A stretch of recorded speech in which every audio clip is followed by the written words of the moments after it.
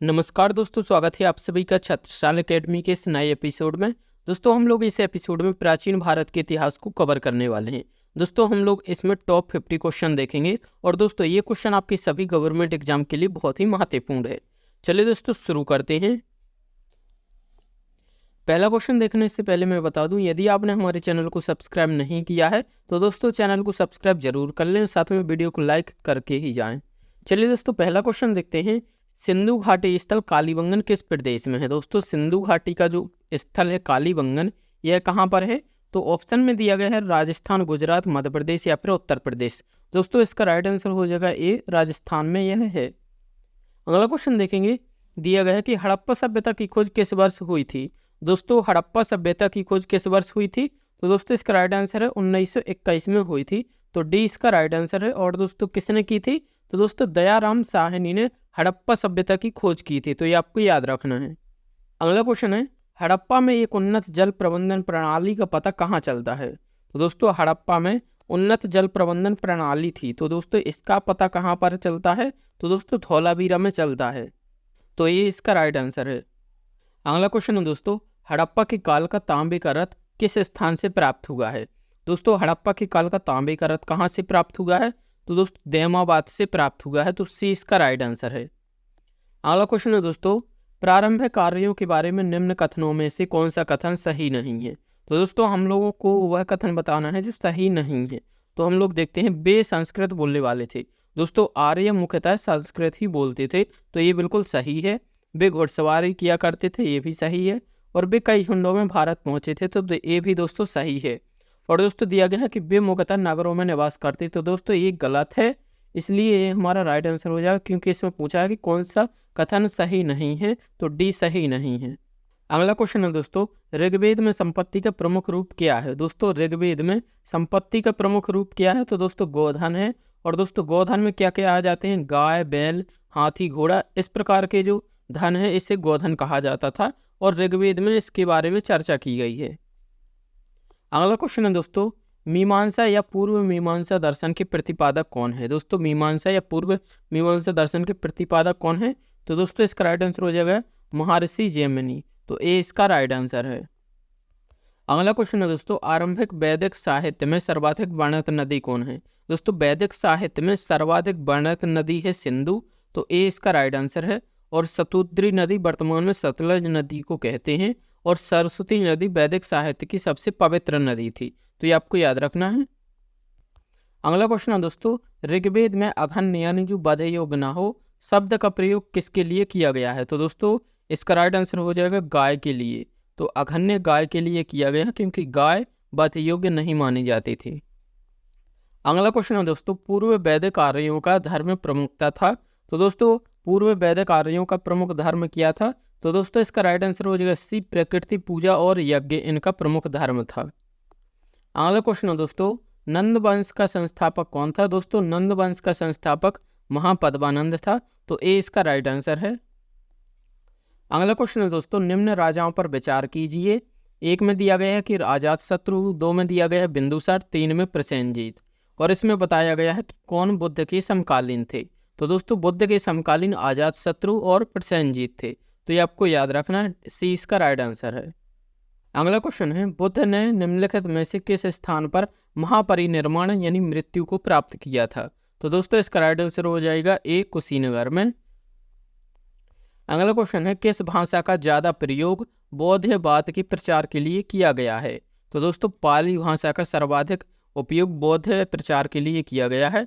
और दोस्तों बौद्ध का जो प्रमुख धर्म है त्रिपिटक, उसे भी पाली भाषा में लिखा गया है, तो दोस्तों ये आपको याद रखना है।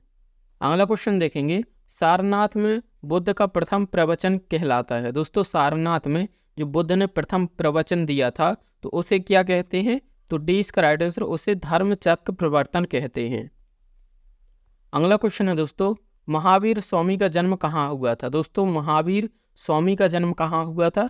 तो कुंडग्राम में हुआ था, ये आपको याद रखना है।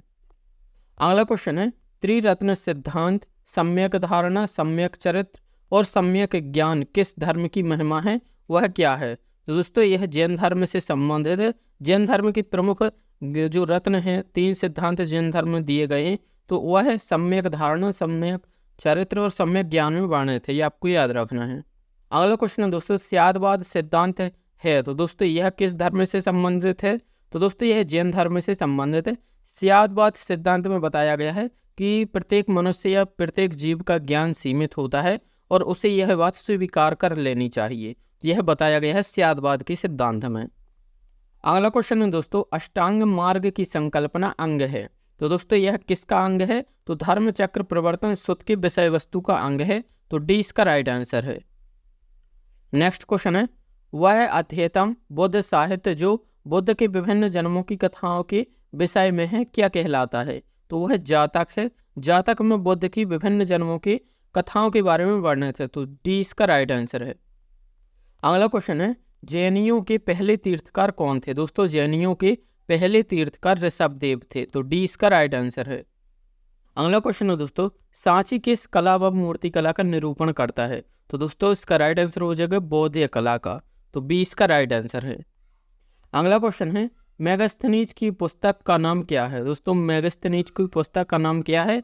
तो इसका नाम इंडिका है, तो डी इसका राइट आंसर है।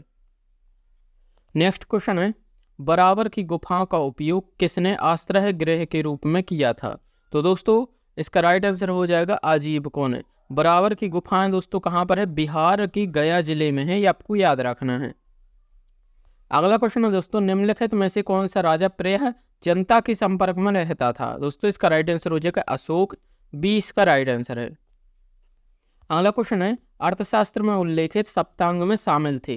दोस्तों इस सप्तांग में राजा, क्षेत्र, प्रशासन व कोष शामिल थे, तो ए इसका राइट आंसर है। अगला क्वेश्चन है, तक्षशिला के प्रसिद्ध स्थल होने का कारण क्या था? दोस्तों तक्षशिला के प्रसिद्ध होने का कारण गंधार कला का होना है, तो सी इसका राइट आंसर है। अगला क्वेश्चन दिया गया है दोस्तों, इसमें कथन दिया गया है और कारण दिया गया है। कथन में दिया गया है कि कुषाण फारस की खाड़ी और लाल सागर से होकर व्यापार करते थे, उनकी सुसंगठित नौसेना उच्च कोटि की थी। तो दोस्तों हम लोगों को इसमें बताना है, तो इसमें दिया गया है कि ए और आर दोनों सही है, और दिया गया है कि ए और आर दोनों सही है, आर ए का व्याख्या नहीं करता, ए सही है किंतु आर गलत है, ए गलत है किंतु आर सही है। दोस्तों इसका राइट आंसर हो जाएगा सी, ए सही है किंतु आर गलत है। कुषाण फारस की खाड़ी और लाल सागर से व्यापार करते थे, तो ए दोस्तों सही आंसर हो जाएगा, लेकिन उनके पास कोई भी नौसेना नहीं थी, तो आर गलत हो जाएगा, तो ये आपको याद रखना है।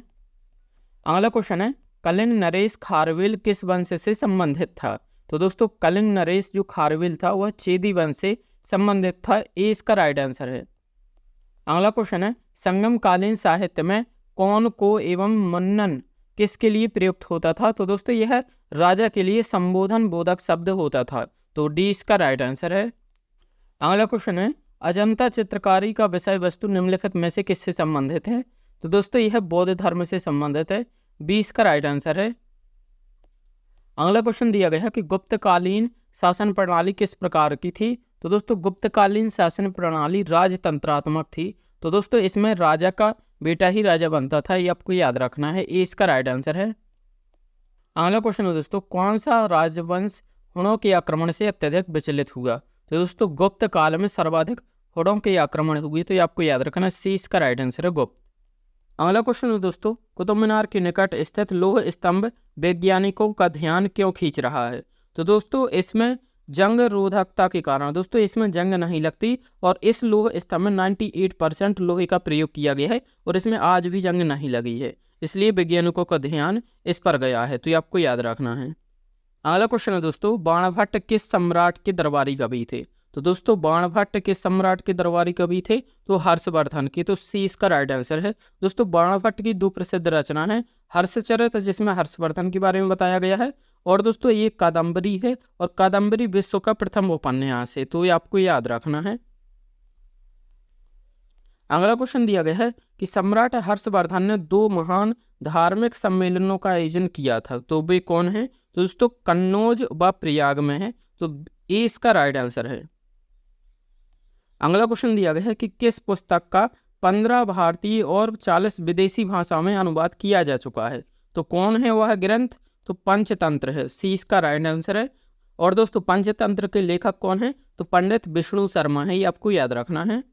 दोस्तों अगला क्वेश्चन है कि उस स्रोत का नाम बतलाएं जो प्राचीन भारत के व्यापारिक मार्गों पर मौन है। तो दोस्तों इसका राइट आंसर हो जाएगा मिलिंद पाहो। मिलिंद पाहो में व्यापारिक मार्गों के बारे में बिल्कुल भी वर्णन नहीं किया गया है, तो ये आपको याद रखना है। अगला क्वेश्चन दिया गया है कि भारतवर्ष के लिए इंडिया शब्द का प्रयोग सर्वप्रथम किसने किया था।